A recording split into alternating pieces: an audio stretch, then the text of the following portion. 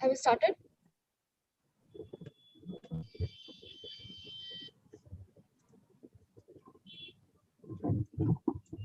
Yes, ma'am.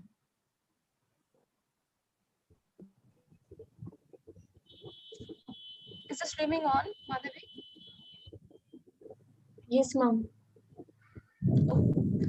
So, namaskar. Good evening, all of you. Welcome to today's session of Miles to Go. What do we do?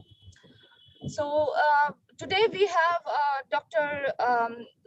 Another member of Kolkata-Bhubaneshwar chapter of International Young Academy of Science. He's a new member, uh, Dr. Nishant Chakrabarti. So he's also moderating with me.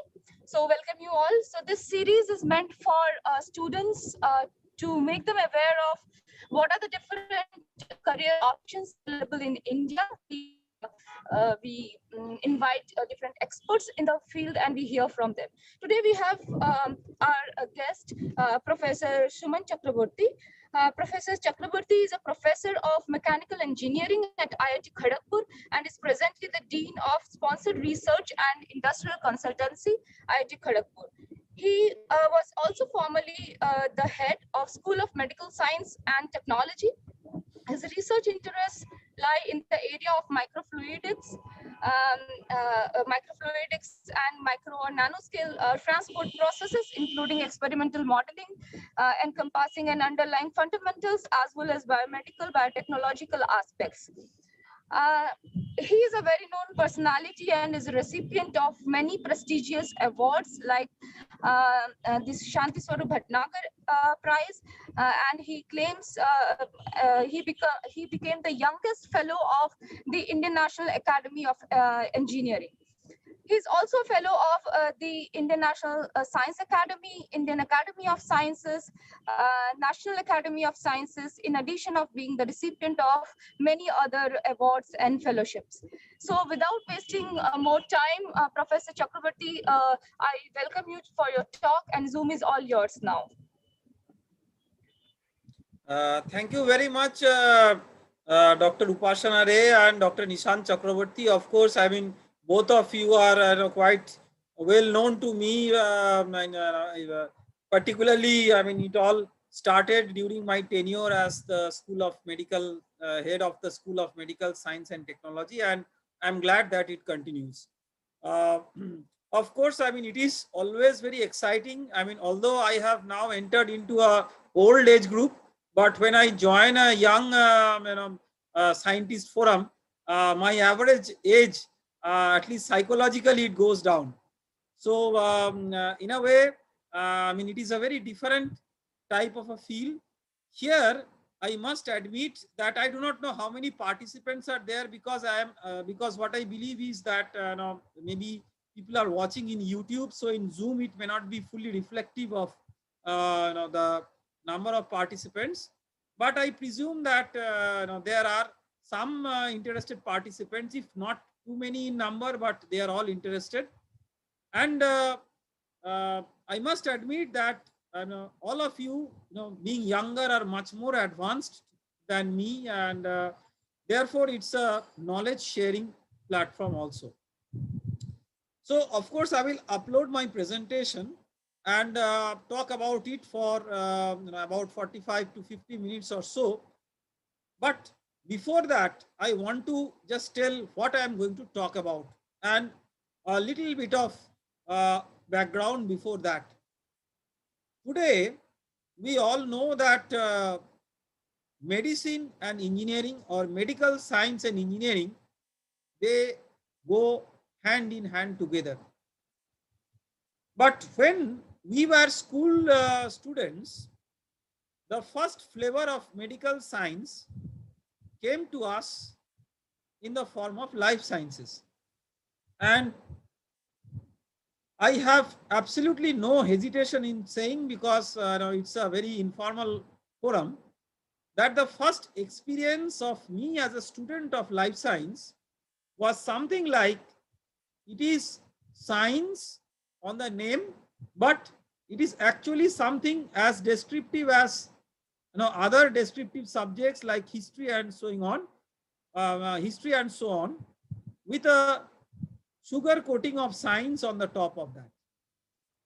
Now, it's an impression it develops in most of the students in school, and the reason is that the way in which the life sciences are being introduced to school students, it becomes very, very challenging at that level to bring out the most fascinating aspects of science and technology into that.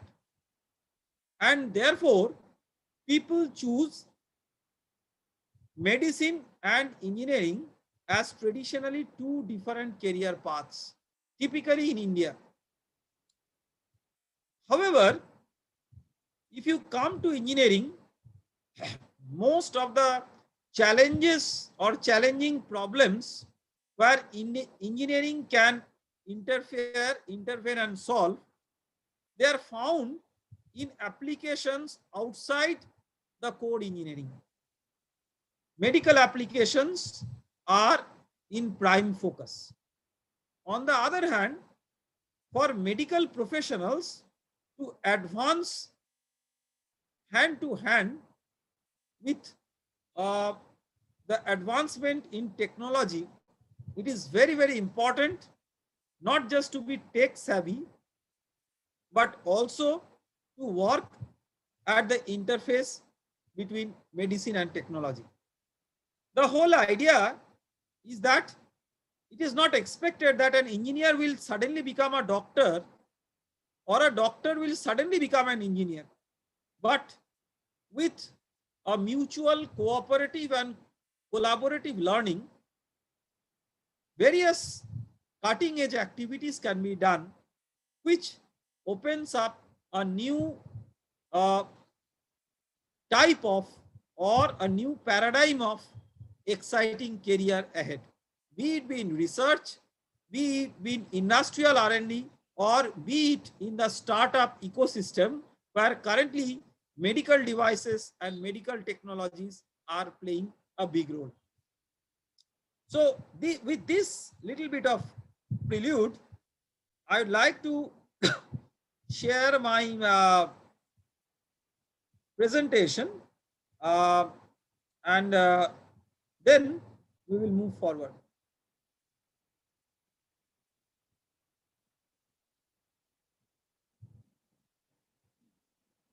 So I just want to make sure that the presentation screen is visible.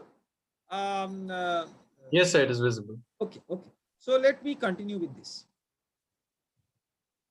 So every talk, typically talks given by senior people like us, are normally very heavy, and people tend to leave these talks simply because they are too heavy for early evening weekend discussion.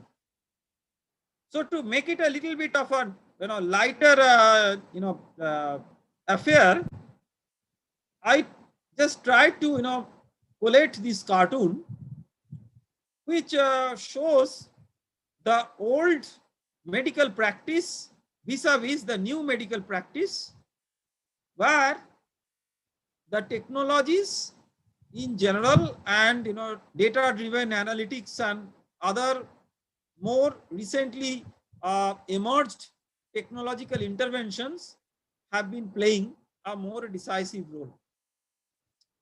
I thought I would play a movie. This is a very short but interesting movie, but perhaps sound will not work, but I will tell what it is. This is a movie which is about the knack of an engineer. This is a movie. So I will just let us keep the ad and then we will get into this. So in this movie, yes, I do not know, some error has occurred. So let me just try to maybe reload the movie and see.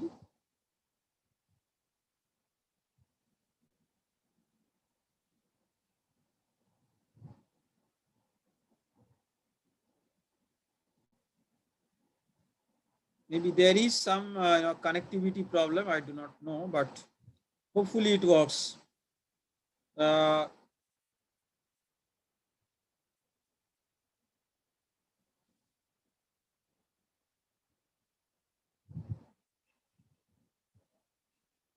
Somehow it is not working. I do not know, but let me just tell you what it is instead of showing this. So there is a young kid who is taken to the doctor by his mother, because to the mother it appears that the child has a problem. Now, what is the problem? That the child wants to play with, and this is the disease of an engineer. So the way in which technology has advanced and interfered with medical world has been simply amazing. It is very, very difficult to actually pinpoint the specific aspects where the technology has played a pivotal role in the medical world, but I would just try to identify a few. Big data analytics, artificial intelligence, machine learning, and the related data analytics means. Virtual reality and augmented reality. In India, the people who are studying medicine, like Professor Nishant Chakraborty, maybe when he was a medical student, I'm sure he had all the opportunity of playing with a patient in a way that patients in hospitals, in some sense, can be guinea pigs of apprentice doctors. It is very, very difficult to have such a system in many other places. So students learn mostly by augmented tools, which are computer generated simulation tools to bring out effects of virtual reality and augmented reality. Currently, essential aspects of medical education: healthcare trackers, wearables and sensors, and medical tricoders. These are essential parameter measurements of the body fluid, or the body signal based the clinical data. And nowadays, many of these wearables and tricoders, they are integrated either with a smartphone or even with a stopwatch. On the other side, there are outstanding advancements in the backbone science that is revolutionizing medical technology, like genomic sequencing, drug development, biomimetics, microfluidics and nanoengineering, robotics, and of course, 3D printing as a manufacturing technology. These are changing the doctor's perspective. Well, all these are happening to good effects, but the question is how people who live in resource limited settings can make use of these.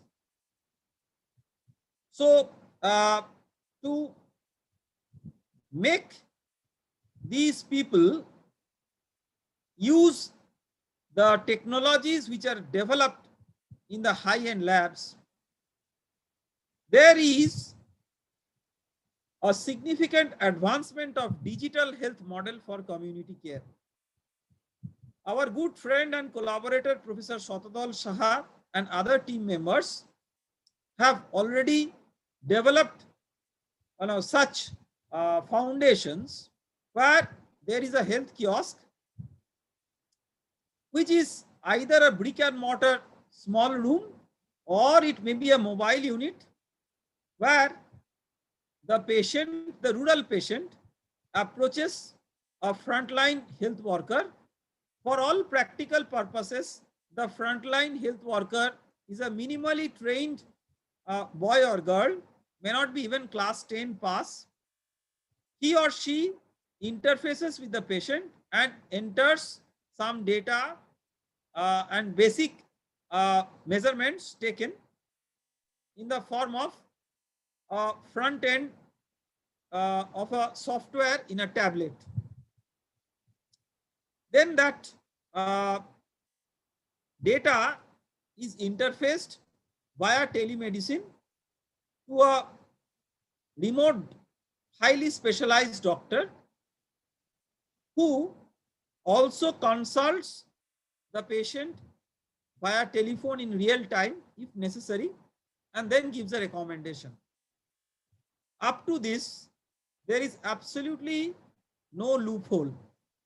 These frontline health workers are all certified by government recognized courses. The backbone software of this telemedicine system is reasonably advanced. Internet connectivity, even in the rural places, is now so good, and all these have a sustainable business model. But the bottleneck comes when the doctor gives a recommendation. The recommendation is either in the form of some essential medicines, which normally in the first level is not a big problem, but more importantly, some essential diagnostic tests. Now, here lies the bottleneck.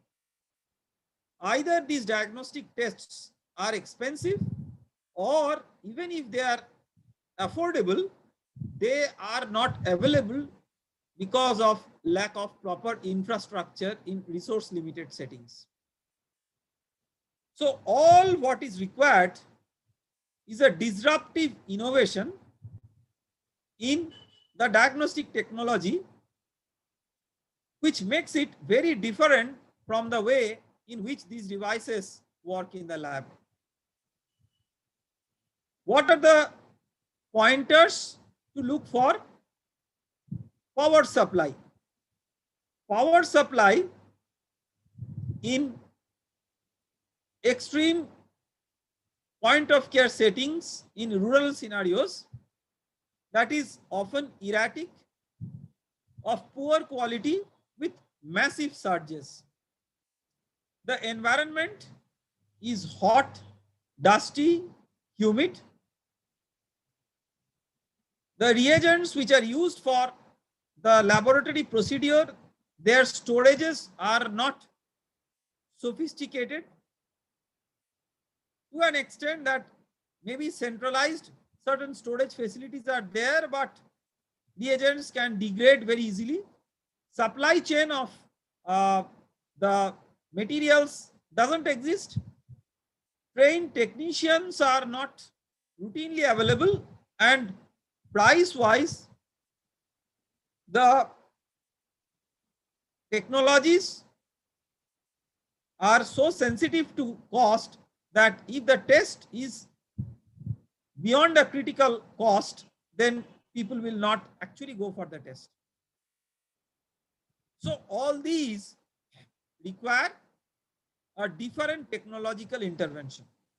For example, instead of relying on the automated hematology analyzer, can we do medical diagnostics of the same quality with one drop of blood at the point of care?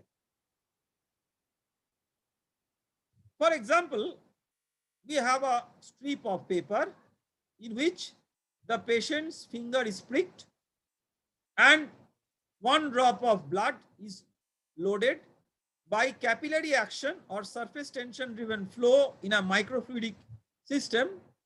By paper microchannels, the blood will flow from the source to a destination where there are certain colorimetric reactions which will eventually change the color. The color signal is captured by an electronic interface, which could be a smartphone, remote computer, a portable device, whatever. And then based on the calibration of the image data with the pathological parameter, it is possible to give a recommendation on the test result. These are all portable units, do not require much of resources, easy to handle. These can be fabricated in large numbers and can be deployed easily because these are inexpensive, not infrastructure intensive, and the test results are often very rapidly disseminated, and test is easy to monitor. Also good, but how these technologies can actually be developed. Again, all of you are very young scientists, so I will start with a era which is even much younger to the level in which all of you are. When we were school students, the main gadgets with which our entire day used to pass were paper, pencil, and eraser. Now they are replaced by tabs, smartphones, and computers. So perhaps what I am saying is not relevant to the kids' smart classrooms these days anymore. However, India is an amazing country where such smart classrooms are there for the benefit of maybe even 0.1% of the students or less, while the remaining kids still they work with paper, pencil, and erasers. So I will tell you about a brief journey, or rather a long journey in brief, where we can bring these school classroom elements to the level of medical diagnostic labs. Just look into the movie which is going on here. There is a piece of filter paper which is soaked with glycerol, and a drop of blood is dropped on it. Paper is a very complicated porous material. So if you drop the blood, a very interesting thing happens. Glycerol and blood have a viscosity contrast, and based on this viscosity contrast, the blood will diffuse and will finally exhibit finger-like patterns. You will see that this blood is dropped and it is displacing the glycerol, and certain patterns, fingering structures are created. So all these structures can actually be mapped with the hematocrit level or volume fraction of the red blood cells, and also the hemoglobin of the blood sample. So in a way, without specialized reagents, you can do diagnostic tests on a paper, but all tests cannot be done in this way. So for most of the tests which are biochemistry dependent, you must have a reaction chamber where the blood will go and react with certain reagents, and your entire camera and other gadgets should be targeted towards this reaction spot. So blood from the source will go to the reaction spot, and there, how it will go? If you allow it to just move, it will diffusively spread on the paper as it was doing in the movie. So to guide it, you have to put a barrier, a hydrophobic barrier, and commonly it is done through a micro channel, because in the micro scale dimension, the surface tension will act as a force and move the blood. Now these micro channels can be prepared in very, very different sophisticated technologies, but in our group, we had developed a frugal technology where you have the piece of paper in which you print the design by a simple office printer, print it on both sides, and then what you do is you heat the paper on a hot plate at 200 degrees centigrade at about 4 to 5 minutes. For about 4 to 5 minutes. So once you do that, the toner particles which are there in the which have come from the cartridge of the printer, they will melt and block the pores. And that is how these black hydrophobic barriers are created and blood will not flow across it. So this is a method in which one can manufacture paper microfluidic channels with a simple printer and a computer. It doesn't require any manufacturing setup at all. The whole objective of making such a channel is to make the blood, for example, to flow from the sample to the reaction pad. But that movement is controlled by capillary action. Can we make it move faster? To make it move faster, one possibility is to apply electric field. The reason is that the very complex interfibrous porous network of the cellulose of the paper has a negative carboxylic acid group which gives it a negative charge. So if you apply an electric field by electrokinetic phenomenon, the body fluid sample will move and it will move dramatically fast. The problem is not of the science but of the technology. When you apply the technology of having electrodes deposited on a paper or a matter of fact any microfluidic device or any chip, that is a very, very sophisticated, advanced MEMS based technology of electrode deposition. If we have to do this, then the whole purpose of making a frugal diagnostic device is beaten. So what we do is something very interesting. We just make a pencil sketch. You can see this dark region. This is a pencil sketched region on the paper. This is a simple HB pencil sketch. The graphite in the lead of the pencil, in the process it gets deposited and it acts as an electrode. So this is perhaps the simplest electrode deposition technology in the world, and in the process we innovated a new branch of microfluidics in our lab at IIT Kharagpur, paper and pencil microfluidics. So with these technological backbones, what you can do? I will just give you some glimpses without getting into all the details because of the general broad interdisciplinary nature of the audience. So this is a paper-based diagnostic kit for blood glucose detection. You dispense a drop of blood here and there is a membrane filter which filters out the red blood cells and allows the blood plasma by capillary action to move to a reagent pad where you have glucose oxidase, peroxidase, potassium iodide and phenol.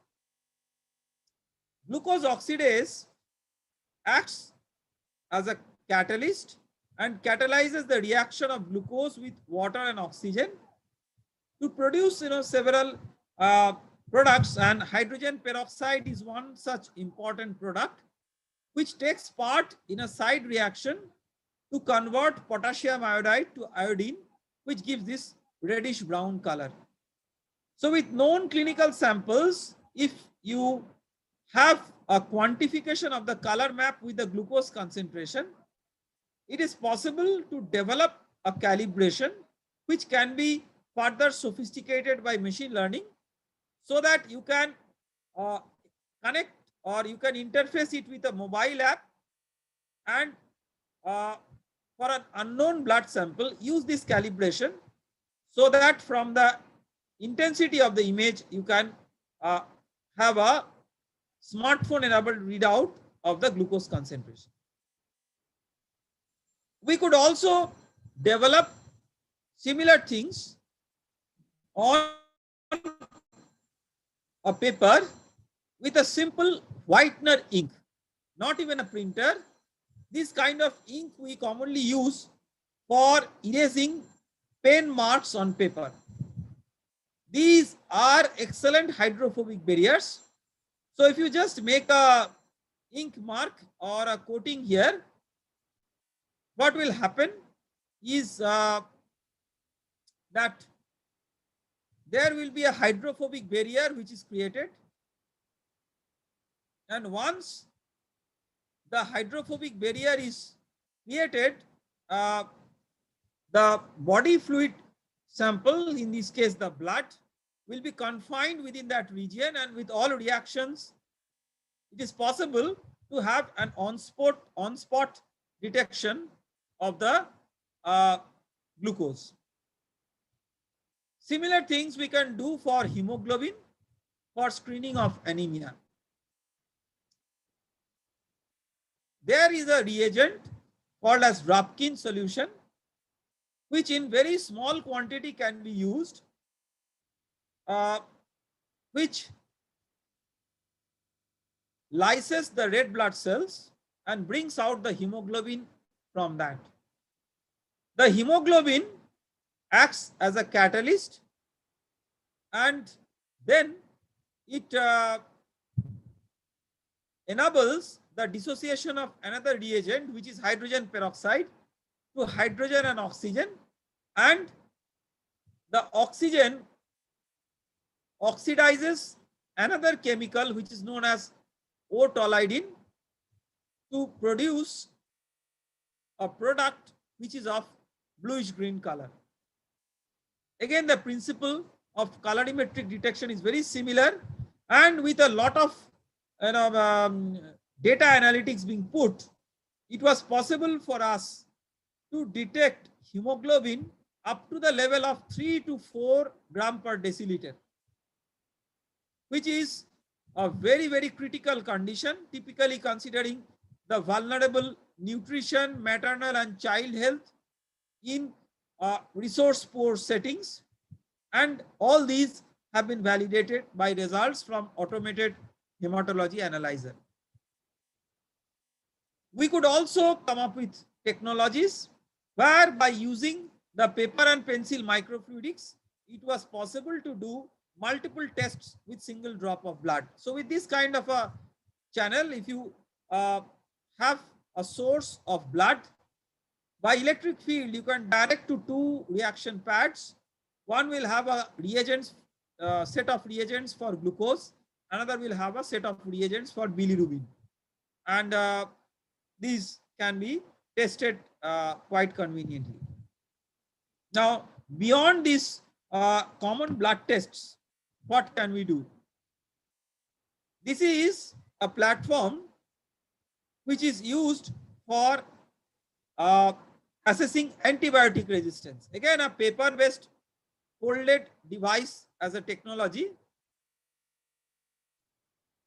So if you have a folded layer of papers in which in one of the layers you have the antibiotic and in another layer a bacterial suspension. In this particular example, E. coli cultured from the urine of a urinary tract infection patient. Why this antibiotic resistance evaluation is important is because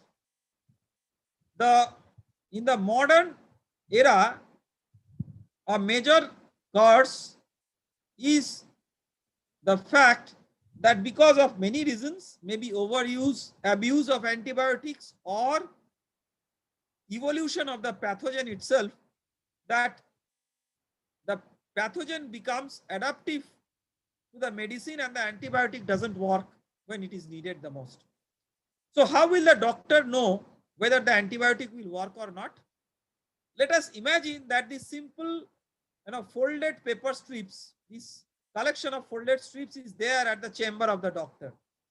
So the doctor will have the layer 2 and layer 3, the bacteria suspension and the antibiotic interfaced with each other, and once they are interfacing, there is uh, another layer which has a colored chemical known as chromogen. So that is also brought to the this reaction system, and if the antibiotic is reacting with the bacteria to make them susceptible, the blue color of the chromogen gets converted to pink. So within 3 to 4 hours, the doctor sitting at his or her chamber will be able to evaluate whether that particular patient will benefit with that particular antibiotic treatment, and then make a precise drug planning accordingly. We have talked about different types of these diagnostic tests, but nothing remains complete if we do not refer to the present COVID era. All of us hear about the various forms of diagnostic tests which are currently being done, and the whole idea of all these diagnostic tests is to come up with a recommendation of the extent to which the infection has spread into the community level. The RT-PCR test, although it is gold standard, the problem is that it requires an elaborate infrastructure in the form of a real-time PCR facility, which is not only expensive and elaborate, but also it is difficult to maintain. It is almost like maintaining an elephant. So what we did at IIT Kharagpur, that if you see the RT-PCR test, the essential modules are swab collection, then from that RNA extraction, reverse transcribing the RNA to DNA, amplifying the DNA to large number of copies, and detecting the DNA. So the amplification and specialized fluorescence-based optical detection, which is normally done in a real-time PCR machine, that we substituted by a very simple portable device, which is our COVID machine, around 5,000 Indian rupees in cost. Very simple and user-friendly. And I will just show a very small movie clip to demonstrate how it runs. So imagine that there is a user who is using this as a self-testing, home testing platform. So that is all. What is the COVID test? So you see how it works. So the user collects the swab. So it can be a simple, either a oral swab or a nasopharyngeal swab. It is being transferred to a viral, transport medium, which is normally a lysis buffer. Then all the next steps are done in this machine, which is the COVID machine. The lid is opened, and this sample is subjected to an initial very brief heating step. After this brief heating step is executed, then the reagent kit is used, and the reagent master mix is mixed with the sample, and the machine is run for piecewise isothermal steps for about 45 minutes. After the products are generated, The products are transferred to a paper microfluidic strip, and in the paper microfluidic strip, what is done is essentially a probing reaction, a DNA probing reaction is studied. So you will have two lines appearing on the paper strip. You can see here, one is a control line just to make sure that the strip is working. Another is a test line. If both lines come up, we say that the patient is COVID positive. So it is a very simple test, and it can be implemented by users who are minimally trained. The version 1 of COVID app, we got it validated by ICMR in ICMR certified authorized institute, ICMR NICET, located at Kolkata, and the results were quite favorable with a sensitivity and specificity with 200 numbers of patient samples, very, very favorable as compared to the gold standard RT-PCR test. Now, despite our journey beginning with COVID app doesn't remain to be a COVID specific device. It is a new platform technology for nucleic acid based diagnostic tests, which brings all these advanced tests from the advanced lab where the real-time PCR machine is there to a resource limited setting where on a tabletop we can mount the COVID app machine and do the test. Today it is COVID-19. Of course, we all like to believe it is gone, but it is not yet gone. At the same time, there are other pathogenic infections which disrupt various human lives, not just COVID, but dengue virus, Ebola virus, hepatitis, influenza, Japanese encephalitis, measles, polio, rotavirus, Zika virus, and bacterial like the tuberculosis, parasitic like malarial parasite. So all these things, they need a formatted platform technology, and the technology of COVID app is actually such a generic platform technology. If a new pandemic affects us again in the future, we will be helpless until and unless we develop such platform technologies. So far, I have talked about the diagnostics using body fluids. Just as a different example, but again in the same thing, that affordable diagnostics for the common people, I would talk about a portable thermal imaging device that we have developed for early screening of oral cancer. So again, I will try to run a short movie which will tell how this test works. So it's a small handheld unit in which there is a thermal camera which takes the image inside the mouth, and based on the thermal image, there is a software platform developed by us which calculates the blood perfusion data, and that blood perfusion data is cross-correlated by multimodal image analysis to give a prediction on oral pre-cancer and oral cancer.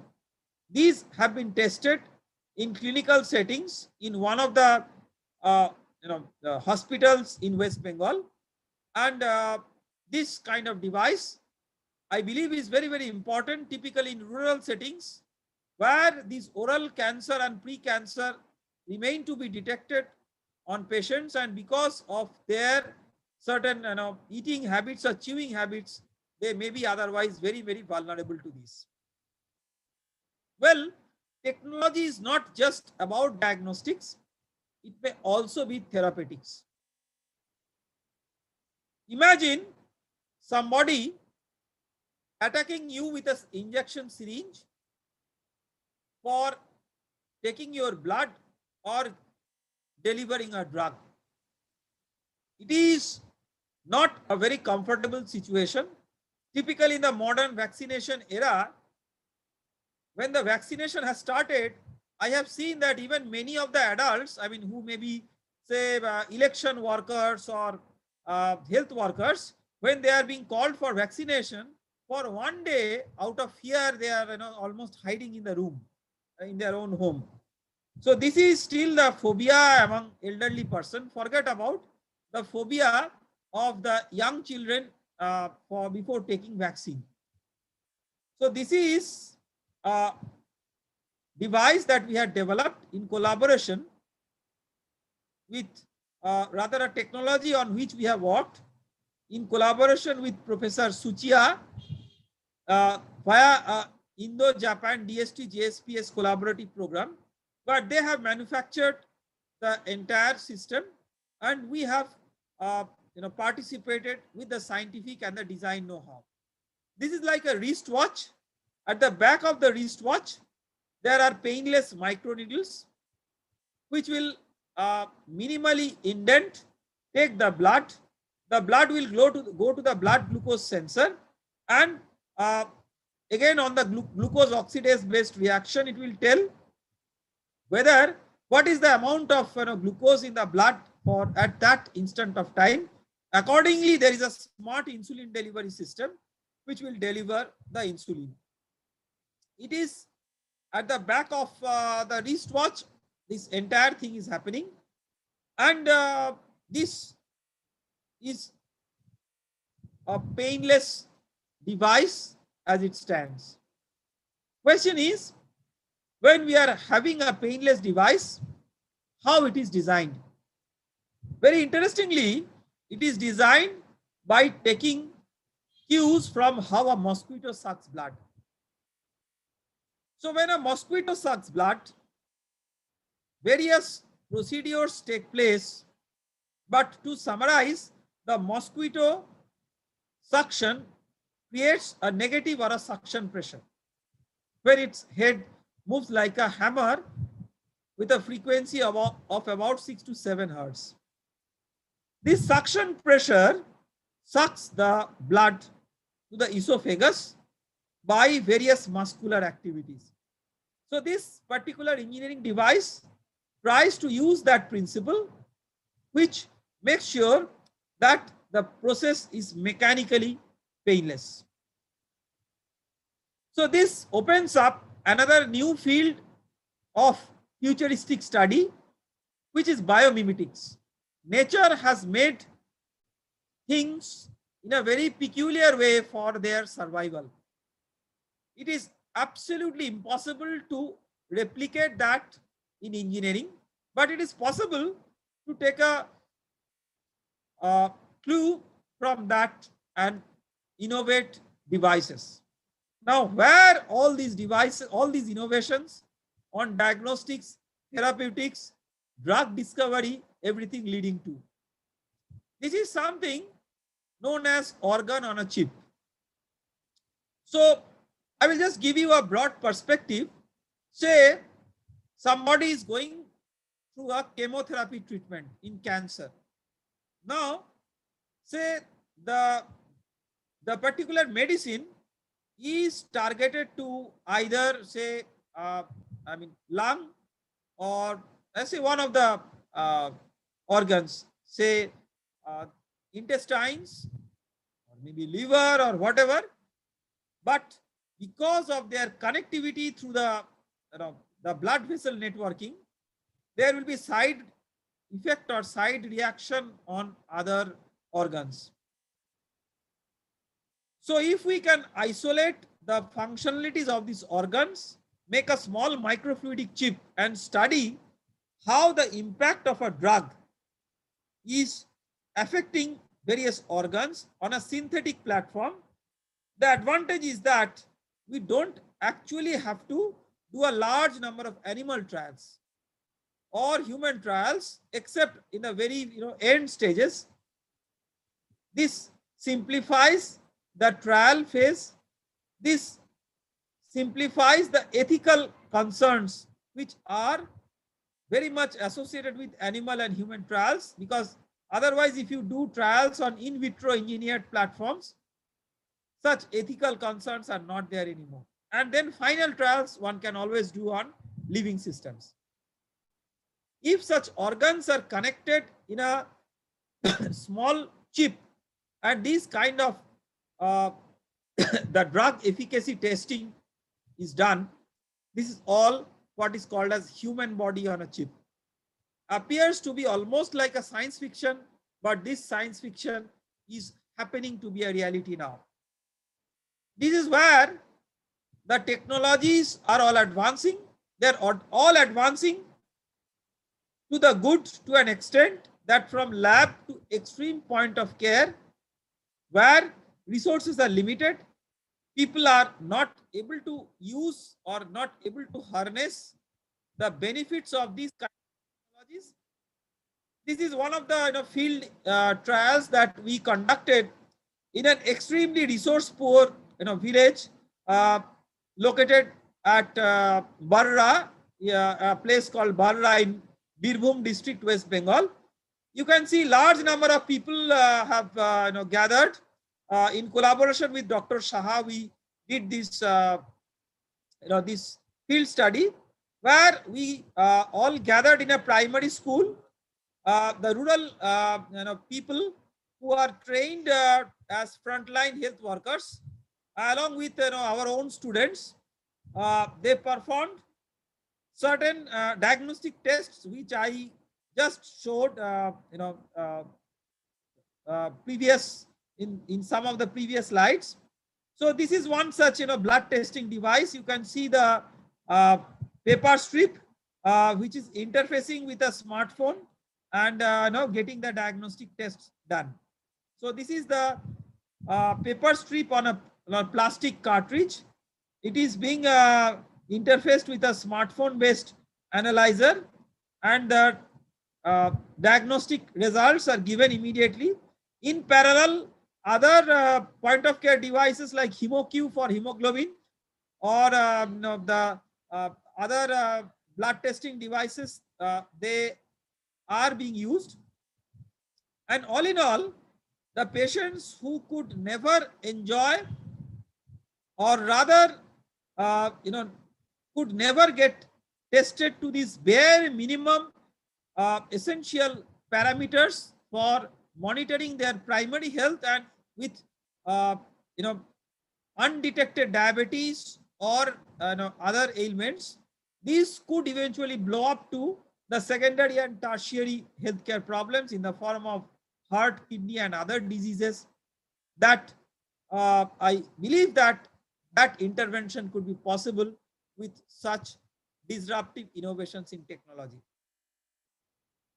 Having said that, for everything, this, or just like everything, for these technological interventions also in healthcare, there are strong words of caution. Some devices which are currently being used at home are actually designed for use in hospital by trained professionals, and therefore the what can be better said as casualness in handling these devices, the lack of safety, the lack of protocol being followed in handling these devices can create havocs.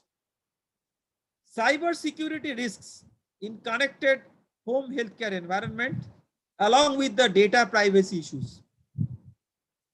Medication errors from dose timing discrepancies in electronic health records. Nowadays, in all hospitals, the manual health records are replaced by electronic health records.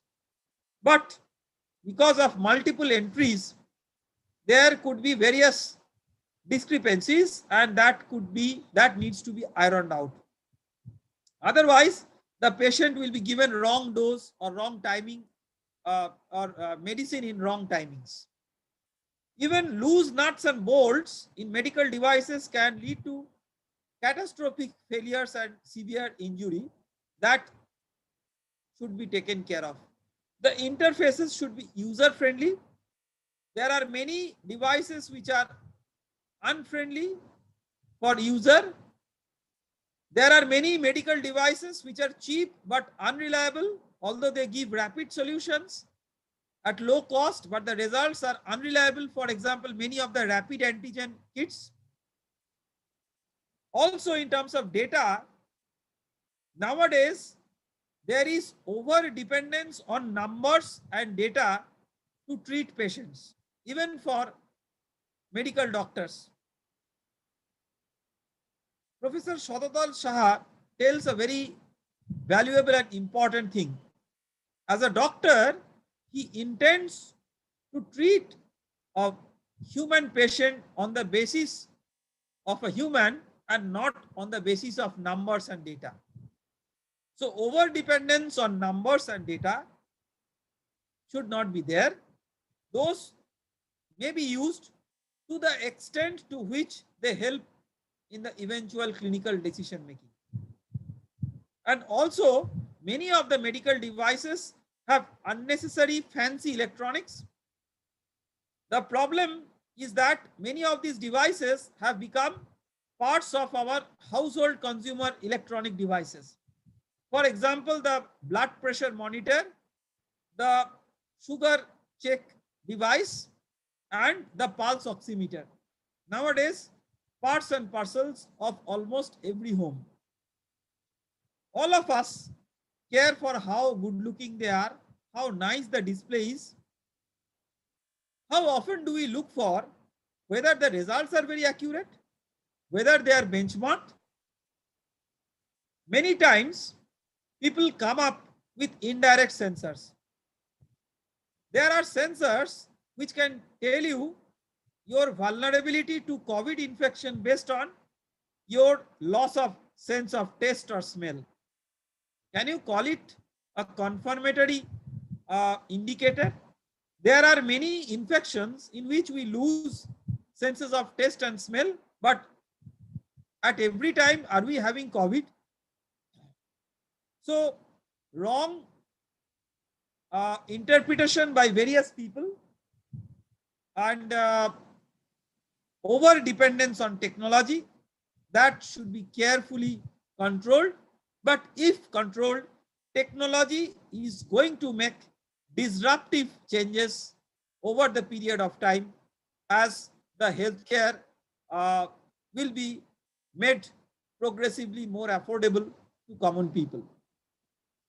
I would like to acknowledge all stakeholders, our institute, various government agencies, including DSIR, MEITY, ICMR, DST, Ministry of Education, and also some agencies outside India. My faculty teammates, who have actively engaged in these works, Professor Shotadal Shah, Dr. Arindam Mondal, Dr. Aditya Bandyopadhyay, Dr. Sudeep Nag, primarily, of course, in one or two works, some others have also helped, and a large group of students who are my former students, present students in the form of PhD students, postdocs, masters, and even undergraduate students. With all their support, we could come up with certain teamworks. There is, of course, a long way to go, but the realization is quite clear. Technology is going to impact not only the lives of patients, the lives of doctors, but the careers of students in a way that people who want to make a career out of medical technology, the future is very, very bright. Thank you all very much. for listening to this talk, and it was a pleasure interacting with all of you. Thank you very much, Professor Chakraborty, for that extremely inspiring talk. It is always a pleasure to listen to your vision on how medicine and technology can amalgamate. And it is wonderful to note how frugal innovations can be utilized to overcome the challenges in the field of healthcare sector. However, there are like some concerns which many a times we encounter. And for example, we often see that there are wonderful innovations that are done in the labs, but at times there are very few which are actually getting translated in this real life situation.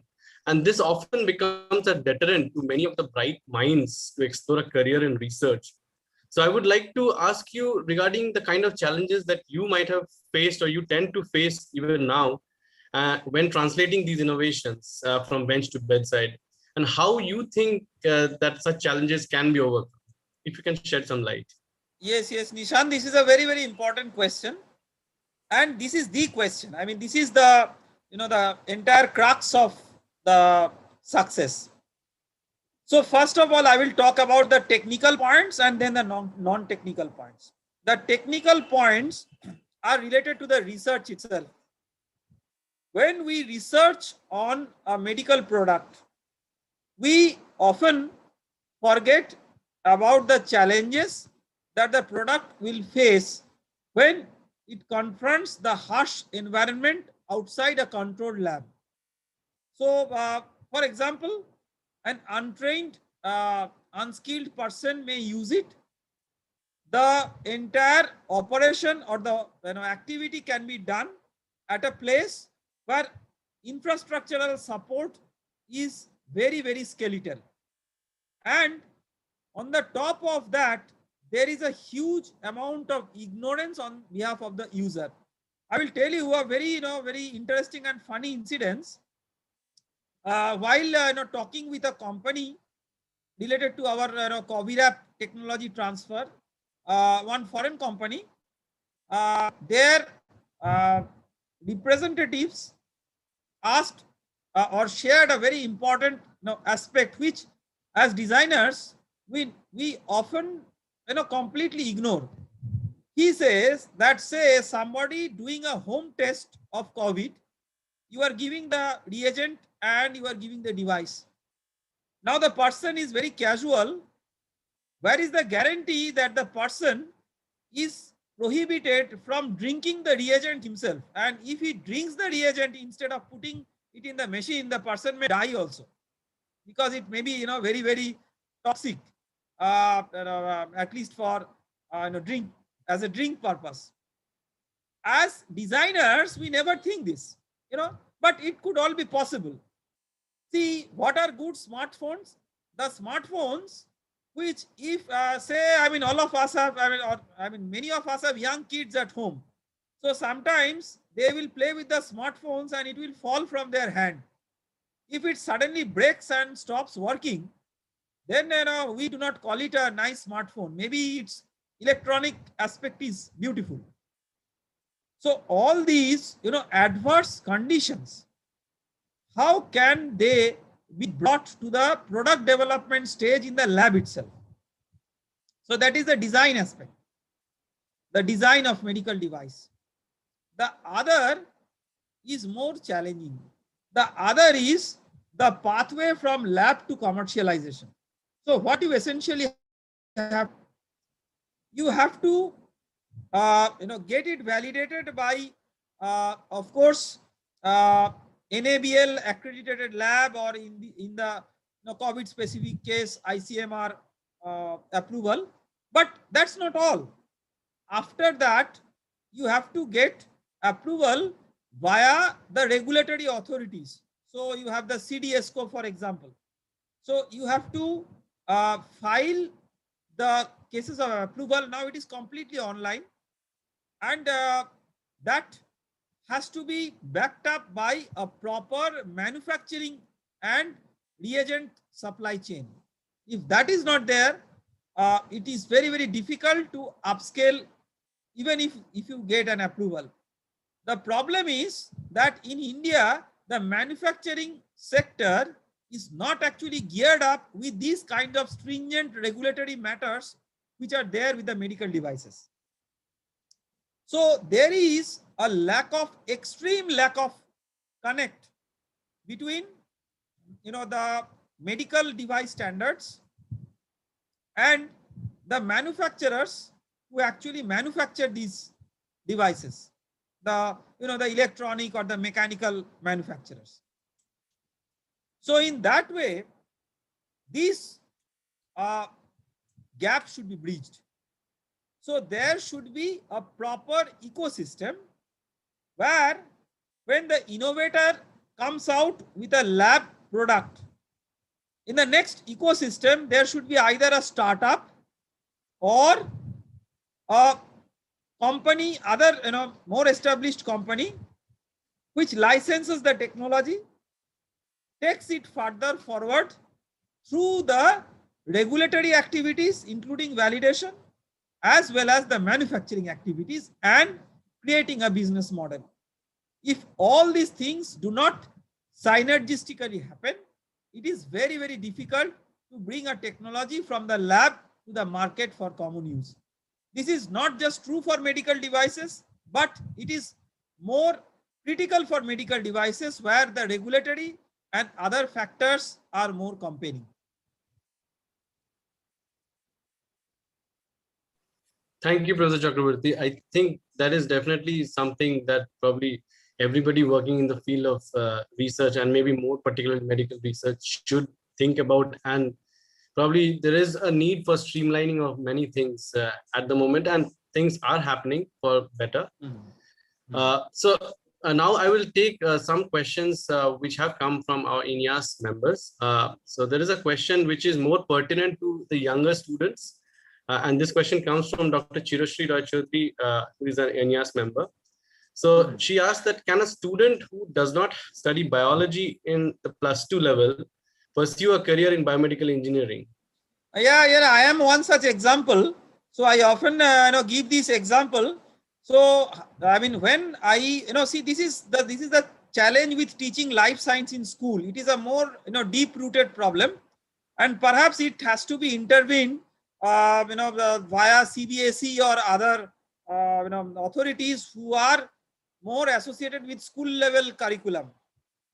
So when for the first time life science was introduced to all of us in school, I believe everybody who is sitting in this platform will agree.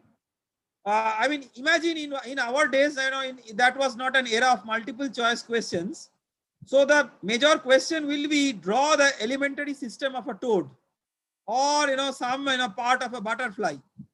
So all in all, it was either an artwork or a subject almost like history with a sugar coating of science on the top of it. We all called it life science. Now at that level, we never could realize the challenge of the teacher. The challenge is that the scientific backbones of all these applications are so difficult and challenging that in the school level science, it is almost impossible to introduce it as a scientific topic. Rather than as a descriptive topic, it can be introduced. And the same thing propagates even in the medical education. It is more of a description rather than the science.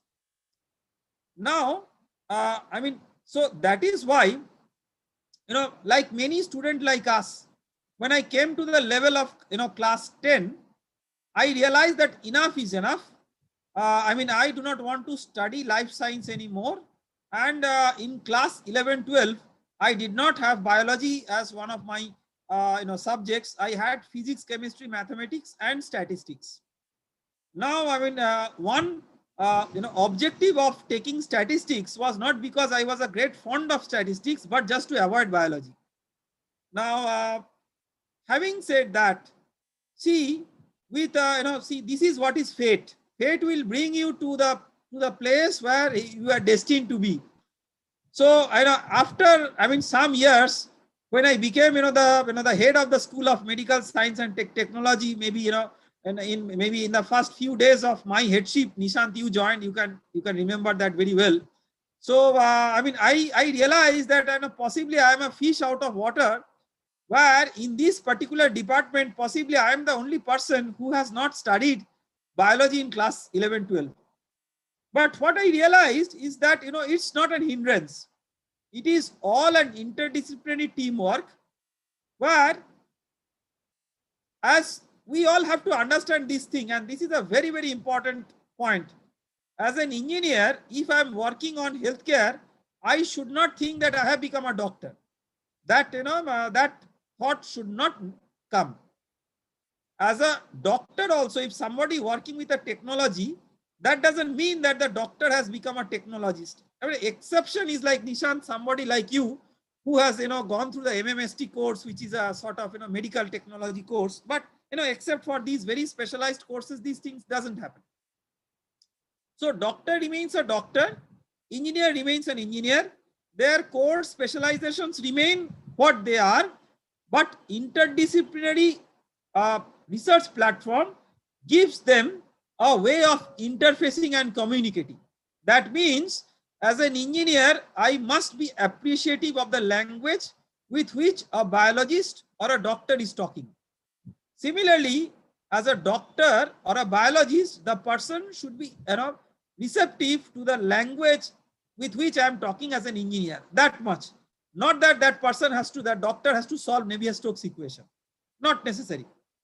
So all in all, in this teamwork, it is not absolutely necessary that somebody who is working in medical technology has to be, a biology specialist.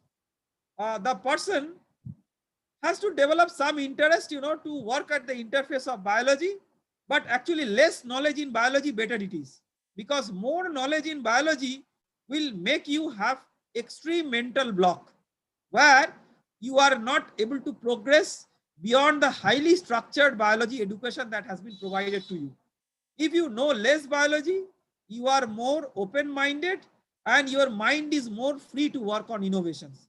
So I would say, you see the, see the Nobel Prize winners in medicine. How many of these are actually doctors? You see, many of them are, many of them are of course doctors, but many of them are chemists, sometimes physicists. So all it says is that to work at the interface between healthcare and science and technology, you don't have to be really a biology or a medical expert. And that is true for school children, that is true for the college level students, and that is also true for advanced technology developers and researchers. Thank you, sir.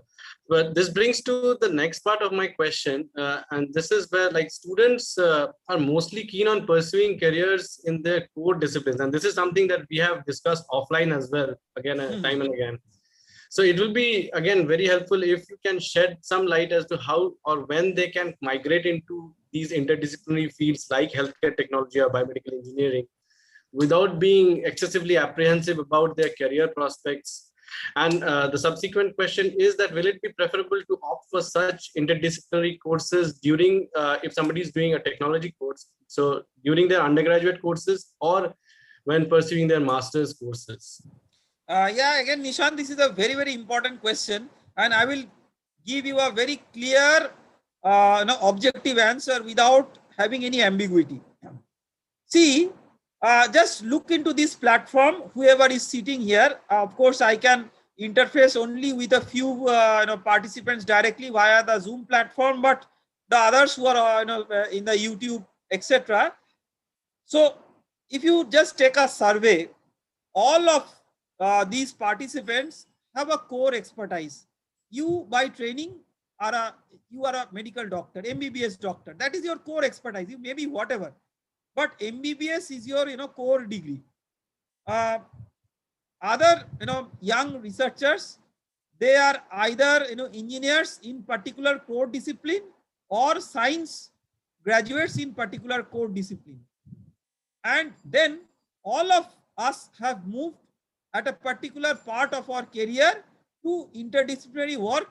I mean, cutting across healthcare and science, other aspects of science and engineering. That should be the model followed. I would never prefer anybody to do an undergraduate in biomedical engineering. That will make you a jack of all trade and master of none. You have to be, see, if you want to do well, you have to be extremely strong in your core area. I mean, you cannot from your early days become a manager. You have to be a core expert, and then you may, eventually migrate to the path of a manager. That is fine. But your extreme core strength should be preserved. So that core strength comes from core undergraduate education, be it medicine, be it engineering, be it basic science. So that should not be compromised. In that way, the career of the candidate is also secured, because that person will always be treated as a core expert in that area with additional interdisciplinary expertise that may be gathered through, for example, even in the undergraduate level, elective courses, microcredit courses, other outreach courses, so other certification courses, and in the postgraduate level, of course, interdisciplinary masters like biomedical engineering masters, MMST, these kinds of programs. I mean, absolutely, these are all fine at postgraduate level, but not undergraduate level. Thank you again, sir. And probably the last question would be more of the scientific discussion. Again, congratulations for the COVID app discovery and innovation. So you did mention that such a technology can actually be extrapolated to other diseases and disease models if required. So Yes, based yes. on your experience, can you let us know as to how quickly would it be possible to move on to another disease model if the requirement comes? Yes, I mean, I will tell you, another one we have actually, done in parallel with COVID app, that is influenza. And, I mean, there are a couple of reasons. One being more practical. Professor Arindam Mondal, being himself an expert virologist and particularly trained in influenza, his lab is well equipped in working with the influenza virus. So what we did is the same platform technology of COVID app we applied for influenza, and as a clinical expert, you can appreciate that forget about the asymptomatic patients. The symptomatic patients who are coming to the doctor's chamber with cough, cold, sore throat, this kind of thing. I mean, they could be because of various pathogenic infections. Out of that, in the flu season, influenza could be very common. So as a doctor, you will love to first rule out various possibilities, particularly in the modern context, COVID and influenza. So if you could have a portable detection platform, which in the same format could distinguish between novel coronavirus infection and influenza virus infection, that could be very useful for a clinical decision making process, because then you can subject the patient to other diagnostic tests depending on how the fever is progressing. So in that way, with the experience that we had got through influenza, see, in all these cases, what we are all doing is either we are testing with RNA or with DNA. If we are testing with RNA, we are doing the reverse transcription. That particular format is also very similar, and the amplification, that is also very similar. What is different is the specific primers, probes, and enzymes that you require for a particular test protocol.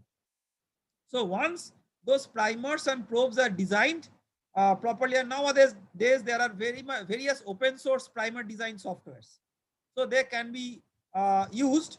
And once they are used, and you can make a recipe of the reagent master mix, the other part of the technology, the device and the device kit integration, that remains to be exactly the same. So in that way, I mean, this is well suited to be a platform technology, and it can be extrapolated very quickly once you have an isothermal protocol for that test. For example, the TrueNAT test for TB, you know it very well.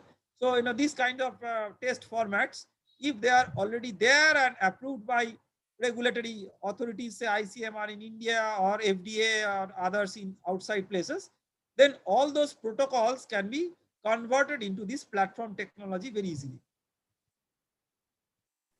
Thank you, Professor Chakraborty. As always, it's very enriching to have these discussions with you. And on behalf of the INYAS community, especially the INYAS Kolkata-Bhubaneshwar chapter, I would like to express our gratitude for you to take time out of your busy schedule for us and discussing about your research and how career path in biomedical engineering can be considered for the young audience.